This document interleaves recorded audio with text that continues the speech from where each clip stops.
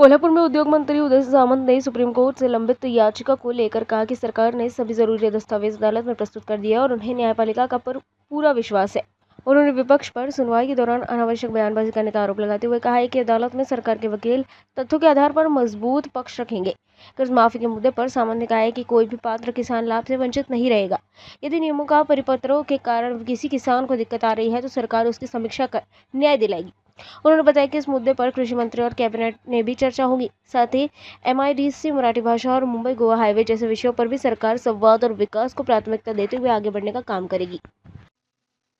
काल पण ज्यावेळी सुनावणीच्या संदर्भामध्ये मला हा प्रश्न विचारला होता, मी हेच सांगितलं होतं की माननीय एकनाथ शिंदे साहेबांच्या नेतृत्वाखाली जो 4-4.5 वर्षापूर्वी उठाव झाला, त्याच्यानंतर निवडणूक आयोगामध्ये देखील याचिका दाखल होती. आता सुप्रीम कोर्टामध्ये देखील आहे. जसं समोरची लोक बाजू मांडतायत, तशी त्यांच्यापेक्षा सत्यता असलेली बाजू आमचे वकील महोदय आर्ग्युमेंटमध्ये मांडतील आणि आम्हाला विश्वास आहे की आम्ही जे केलेलं आहे त्याचे कागदपत्र आम्ही दाखल केलेले आहेत. आमचे वकील महोदय तिथे बोलतील आणि आम्हाला योग्य तो न्याय मिळेल याची आम्हाला सगळ्यांनाच खात्री आहे.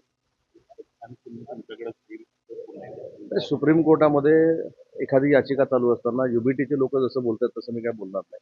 ही एक वेगळी स्ट्रॅटेजी आहे त्यांची. अशा कोर्टामध्ये याचिका चालू असताना कोर्टाचं लक्ष आपल्याकडे कसं वेधलं जाईल या पद्धतीनं ते बोलत असतात. परंतु आम्ही लोकशाही मानणारे आहोत. आम्ही आमच्या पद्धतीनं आमचे सगळे कागदपत्र सुप्रीम कोर्टामध्ये आमच्या वकिलांद्वारे सादर करणार आहोत. तर मगाशी जसं मी सांगितलं की आम्ही जर काहीच चूक केलेली नसेल तर योग्य तो न्याय आम्हाला मिळणार आहे.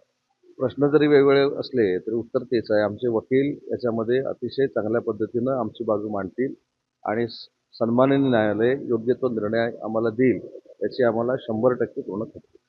याच्यामध्ये माझ्या कशा पद्धतीनं सह्या घेतल्या गेल्या, माझ्या कशा पद्धतीनं सह्या मारल्या गेल्या, हे माझं स्टेटमेंट जे आहे ते विधानसभेच्या अध्यक्षांकडे जे हेअरिंग झालं, सुनावणी झाली, त्याच्यामध्ये मी स्पष्ट पद्धतीनं मांडलेलं आहे. त्या सगळ्या गोष्टी सार्वजनिक करण्याची आवश्यकता नाही. जे माझं म्हणणं होतं ते लेखी स्वरूपामध्ये मी देखील दिलेलं आहे. ॲफिडेव्हिट देखील मी केलेलं आहे. त्याच्यावर असं प्रसारमाध्यमांमध्ये बोलणं योग्य नाही. मी मगाशी जे सांगितलं की UBTची लोक असं प्रसारमाध्यमांमध्ये जाऊन आपणच फार मोठे योग्य आहोत आणि बाकी सगळे अयोग्य आहेत हा दाखवण्याचा प्रयत्न करत असतात.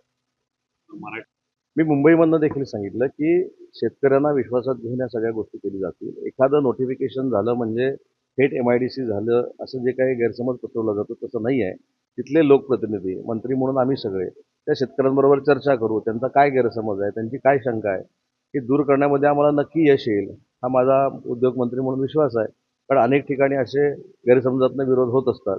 पण नंतर एक बाजू सरकारची माहीत नसते त्यांना, ती माहिती करून दिल्यानंतर हा विरोध मावळतो.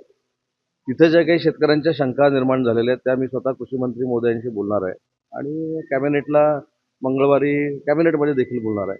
परंतु कर्जमाफी झाल्यानंतर पात्र असलेला शेतकरी वंचित राहू नये ही सरकारची भूमिका आहे आणि सरकारच्या ह्या भूमिकेला कुठं जर काही नियमामुळं किंवा एखाद्या परिपत्रकामुळे अडचण येत असेल तर त्याची भूमिका आम्ही नक्की कॅबिनेटमध्ये मांडू आणि शेतकऱ्यांना न्याय मिळवून देऊ.